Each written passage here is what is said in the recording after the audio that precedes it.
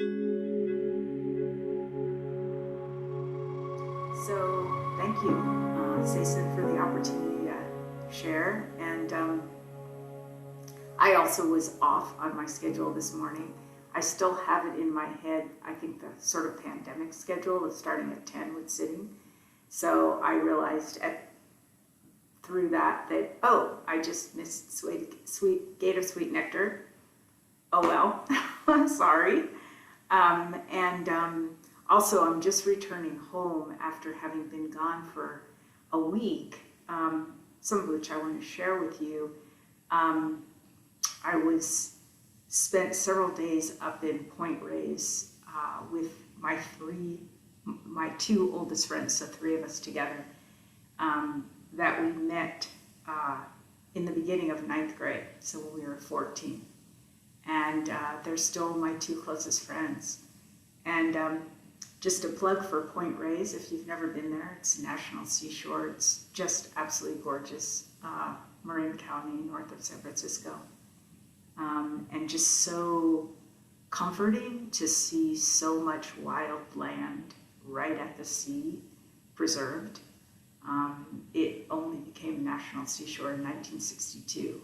So to see that available to the public and preserved in that way was really comforting. Where I was starting with my two friends is I was driving then back to Fresno with one of my friends who lives there, and I somehow mentioned that I needed to be back by Sunday to give this talk. And she said, "What are you going to talk about?" And I said, "Oh, I figured I'd figure it out on the drive." And she said, "Well, you should talk about long-term friendship." And it was just so neat that she said that. And so it really led me to wanting to talk about love. And I was recalling, and my apologies to Echo, I haven't really heard so much of his talks, but I know that he had said that he's been emphasizing love. And so I wanted to share, I'm actually mostly going to share with you some comments by a teacher named Gil Fransdow, who I really like a lot. His place is Insight Meditation Center in Redwood City. I got to meet him on a couple of occasions. So he's both comes up from both the Zen and the Vipassana traditions, and also actually has a PhD, I think, in environmental science. So he's quite environmentally oriented as well. And when I started thinking about love, of course, I started Googling things about Buddhism and love, and I encountered this talk from his. So I'd like to share some of his thoughts, and kind of with an invitation that I know in the middle of the talk, sometimes it's awkward to hear somebody read things. So I just invite you, when I do read from this, to just listen mindfully. So kind of open up your awareness to just take in the words as Dharma, as they're intended. And another thing I wanted to share with you about love, about kind of coming home, my son has been, we've been living together for basically the last 9 months, and he's leaving on Tuesday to move to Washington, D.C. And there's been a punch list of things for him to get done around the place before he goes. And I was walking around the property early this morning before he got up, and it brings up emotion of gratitude, as Cecil was mentioning, of seeing all the things that he's done as manifestations of love.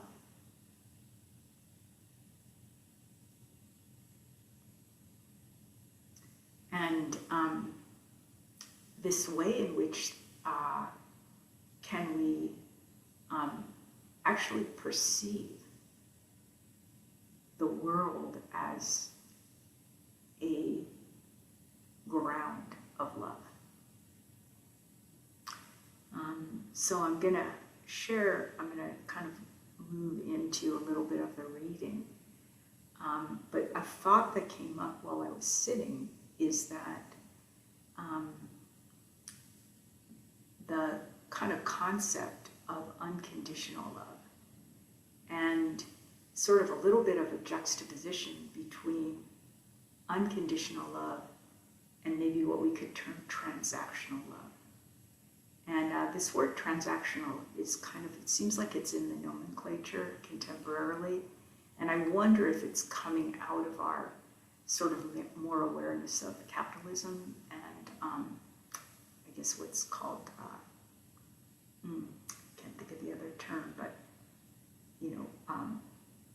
like parasitic capitalism. And so this examination of what is transactional. And I think we could all reflect easily that in a context of love, transactional would be, what am I going to get out of this? And the sense of unconditional, that it's not conditioned, that this love that we can live and express can come from an unconditioned place. And that was just really a lovely feeling to have come up. And I think that, I know when I was younger, this idea of we want unconditional love, or we wish we got unconditional love. And in a way, it feels like it's sort of kind of naive or idealistic to be loved unconditionally. But it's really feeling to me like, no, that really is possible to have a sort of intention and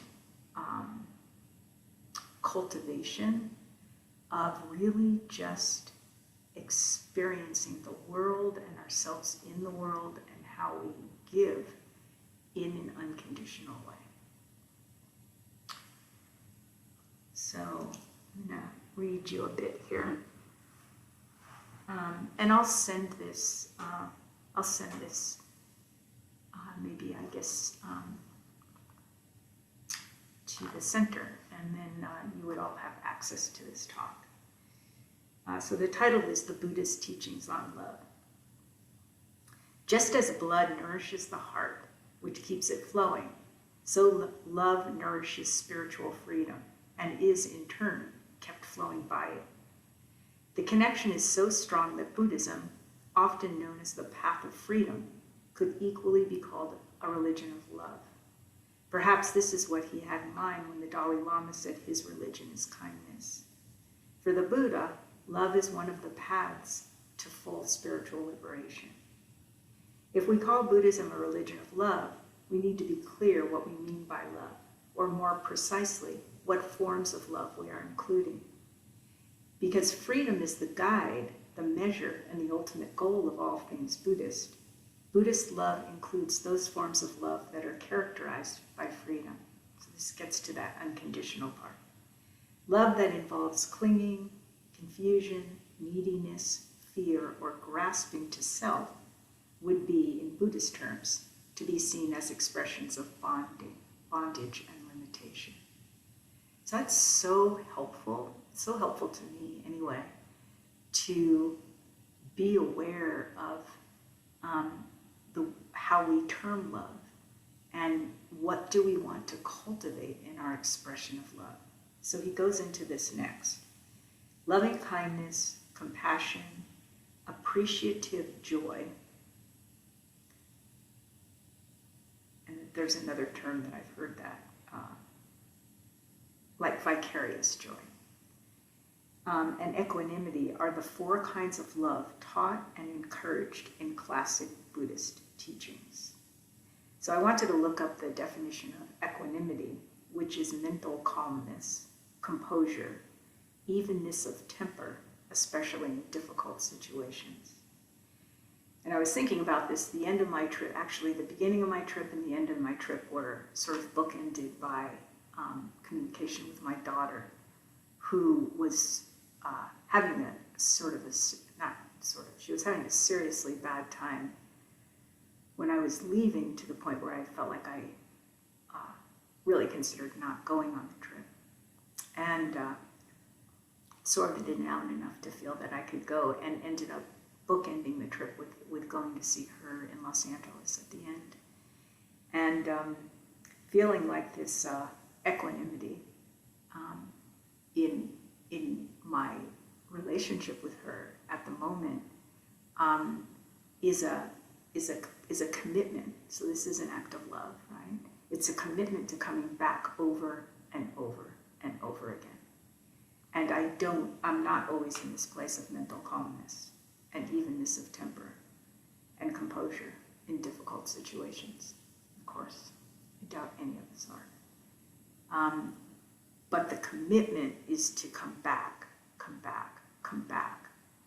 And that's why I really kind of hit on these qualities of love: loving kindness, compassion, appreciative joy, and equanimity are qualities for us to cultivate. It's a practice.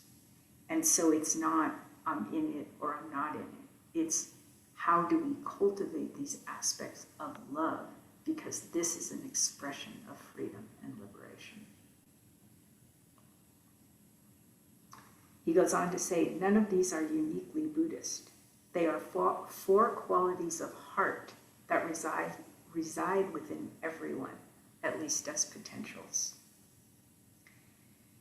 The Buddhist tradition has developed a range of practices and reflections designed to develop our capacity to love. As with the treasure behind a locked door, we can find the key that allows us to open the door of love. Like a muscle, love can be strengthened through practice. In their most developed forms, the four types of love can become a boundless radiance glowing from us. As such, love may flow from us equally toward all beings, or it can flow freely without needing to be directed towards anyone. When boundless love, love without any particular object, is recognized in Buddhism as a form of liberation. And I was thinking about our sadness and then celebration of life around Luis, and reading that longer obituary.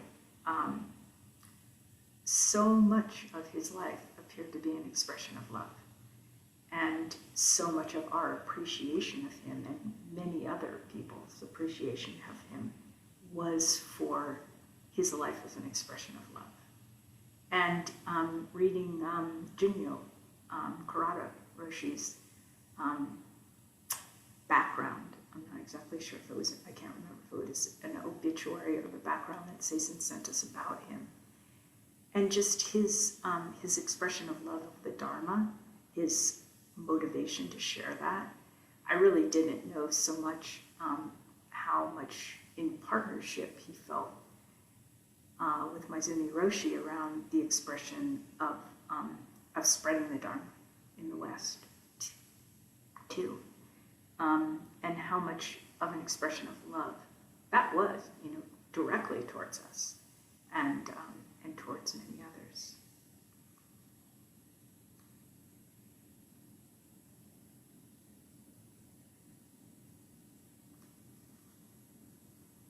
I had an occasion to listen to a really great podcast when I was driving as well. So it's a little bit of a sidebar. I'm gonna fold it back in. And I don't know how many of us are kind of tuned into this right now, but there's this whole area of what's now being called contemplative science, where there's a lot of brain research and neuroscientists who are looking at the brain and neuroscience and the interface, I guess, interface with mindfulness and meditation. And this particular talk was by a person who had a long-term practice in Tibetan Buddhism, has come back to the States and is working at this Mind Life Institute, which is based in Ann Arbor. Richie Davidson, who's become a very famous neuroscientist studying meditation. And this person talked about this typology of meditation practices, which I thought was interesting to share because we don't talk a lot in talks about like different forms of practice necessarily, but I was feeling this as an expression of love. So he was looking at this typology of 3 sort of ways to look at meditation practice. And one is attentional, one is constructive, and one is deconstruction. And so my perception was attentional practice would be like an anchoring practice, like breath practice, where we're coming back over and over to anchor our attention. And then constructive practices are like some of these manifestations of love. Metta, so loving kindness, as a kind of a constructive practice. So it's something we're generating. Compassion, sympathetic joy, equanimity. In a sense, we could look at those as constructive practices because we're generating a kind of, and we're directing our minds in a way towards more positive manifestation. And then I guess I would see deconstructive practices as practices of inquiry around basically no self, penetrating into the center of reality. And what I was thinking about those as a manifestation of love in the Sangha, so our cultivation of collective wisdom is we do these, we each kind of maybe at different moments are emphasizing different forms of practice, but together we're doing it together, and together we're manifesting that collective wisdom that really does manifest as love, and that love in the Sangha, love of community, love in community of these shared values.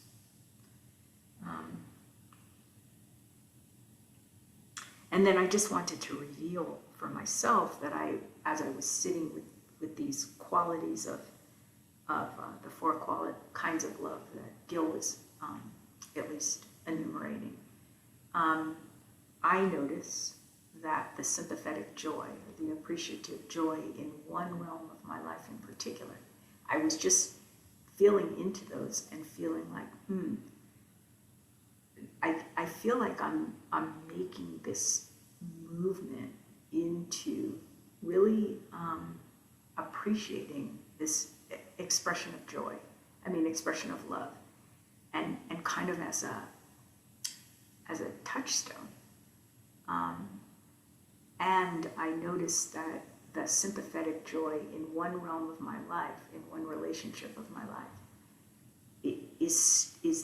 there's a sense of having a feeling of being on the cusp of it, and then a sense of stinginess. And it's because there's been a lot of hurt in that relationship. And so I can feel into this sort of ocean of appreciative love there, and a wanting for the best for this person, and at the same time I can feel that there's a stinginess too. And so that's what was comforting to me, in feeling that these are qualities that we're cultivating as a practice. And so it's actually mindful that I can notice that there's that kind of stickiness of the stinginess in that place. And at the same time, there's hopefulness of being able to cultivate that more. So I'm not denying it. I'm not pushing it away, that there is that sense of stinginess, and there's reasons why. And I can extend self-compassion to myself of of why those are the case, and then at the same time, it's not an end point. And that's encouraging. So I share it in a self-revealing way in case you can resonate with that and you can relate to that in your life and in yourself at all. So I'm just going to read you a little bit more from the talk.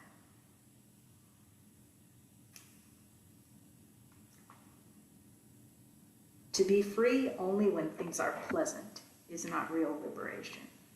Similarly, to love only in optimal conditions is not real love. It can be easy to love all beings in the abstract, but it can be a great challenge to do so when we have to live with them. It is one thing to love and another to express that love in daily life. And that made me think of encouraging us all around Thanksgiving and whatever settings we go into, to kind of set the intention of love and gratitude, and knowing that some of those relationships are really challenging and difficult, but having sort of an intention of how we go into it too.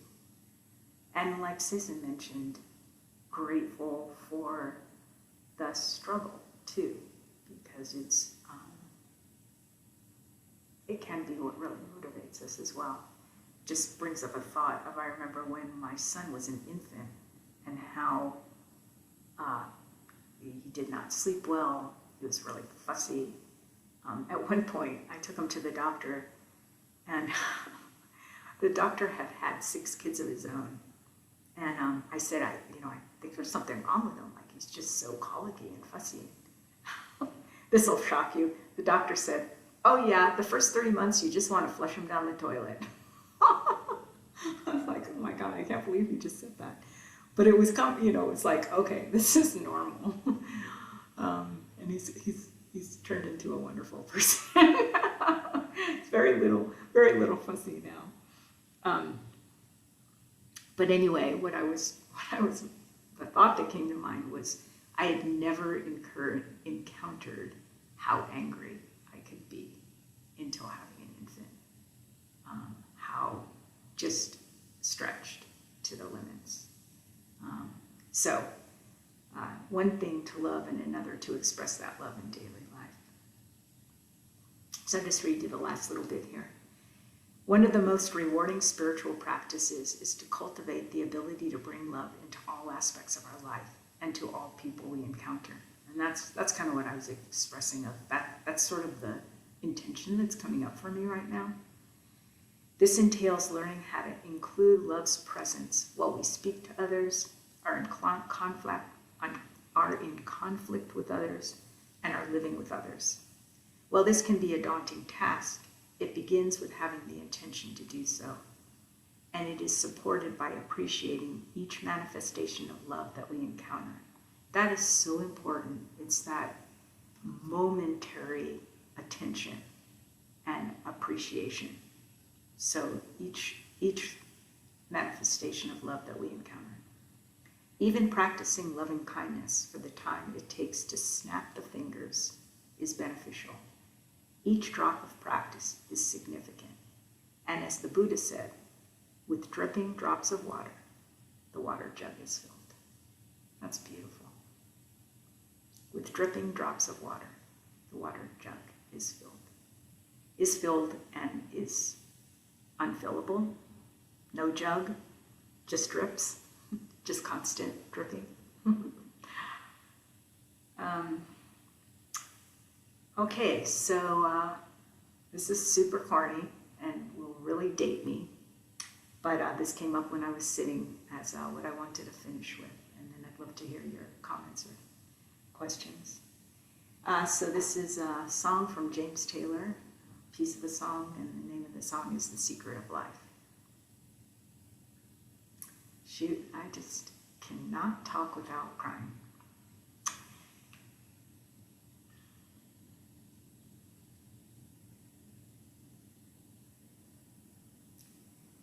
The secret of life is, and you will be happy that I'm not singing this to you. It is not one of my talents.